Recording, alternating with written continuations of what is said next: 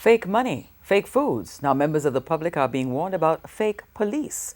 This after a man who was shot and killed in Duhaney Park, St Andrew this morning was found with several fake police items, including a fake police ID. With the details, here's TVJ's Krista Campbell. An assortment of items police took from a dead man. Police vests, masks and caps stand out among the find. A closer look and here's the shocker, a police ID card. The words Jamaica Constabulary Force as well as the JCF's logo splashed across the facing. A name and the rank of constable, an ID number, the alleged officer's signature as well as that of the Commissioner of Police. None of it is real.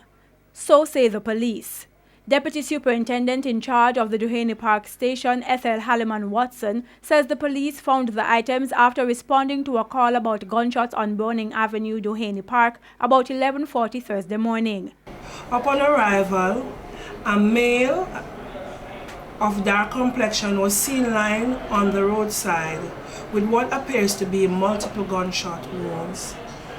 It was believed suspected to be a policeman as he was wearing an ID. Upon close examination of the ID, it was discovered that the ID was a fake ID.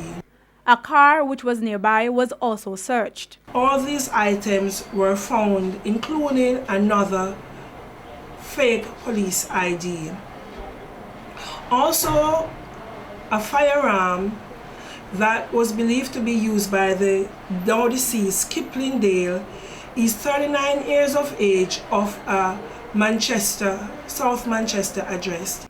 So now the police are urging citizens to be on extra alert and be careful not to be fooled by persons posing as members of the police force. She says in some cases, criminals even have a blue light resembling those used on police vehicles.